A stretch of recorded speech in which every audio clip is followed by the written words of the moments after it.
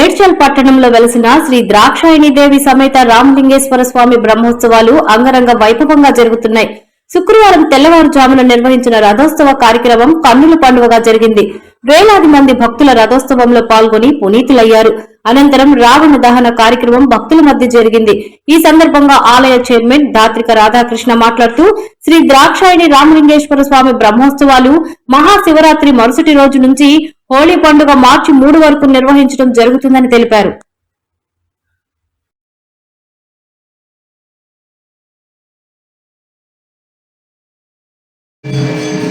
శ్రీ ద్రాక్షాయణి సమేత రామలింగేశ్వర స్వామి దేవాలయం మేడ్చల్ పురాతన శివాలయంలో ఈ యొక్క దేవాలయం మేడ్చల్ ప్రజల పట్టణంలో సుమారు 400 సంవత్సరాల క్రితం వెలిసినటువంటి ఆలయం ఇది.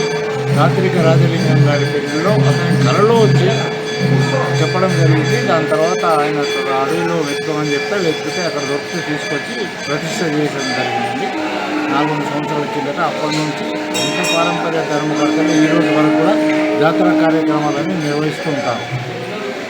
ఈ ఉత్సవాలు శివరాత్రి మొదలుకొని ప్రతి సంవత్సరం శివరాత్రి మొదలుకొని హోలీ వరకు జరుగుతాయండి. చాలా ఇంత పీరియడ్ జాతర సామాన్యంగా జరగదు. ఈ ఇంచుమించు 12 నుంచి 13, 14 రోజుల వరకు జరుగుతుందండి. శివరాత్రి రోజు ఇక్కడ దేవుని పూజలు అందుకున్న తర్వాత శివరాత్రి నుంచి 8వ రోజు నుంచి సేవలు శురు అవుతాయండి. రోజు ఒక ఉత్సవం వెళ్తుందండి.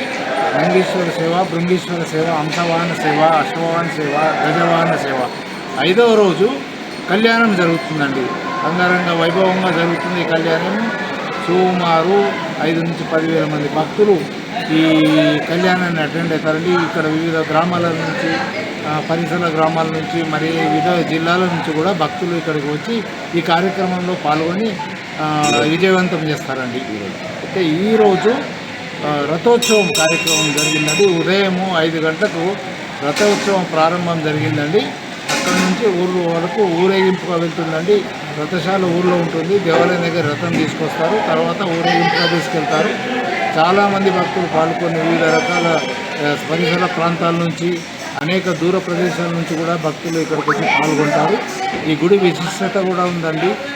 ఇది సామాన్యంగా లింగము అనేది జాతర కార్యక్రమాలప్పుడు కొంచెము స్ట్రైట్గా ఉంటుంది. ఆభరణాలన్నీ పెట్టడం జరుగుతుంది. మిగతా పీరియడ్లో ఇది కొంచెం క్రాస్ ఉంటుందండి. అదొకటే ప్రత్యేకత ఈ దేవాలయంది. వివిధ గ్రామాల నుంచి, వివిధ రకాల జిల్లాల నుంచి, చాలా దూర ప్రదేశాల నుంచి భక్తులు పాల్గొని ఈ రథోత్సవం విజయవంతం చేసినారండి.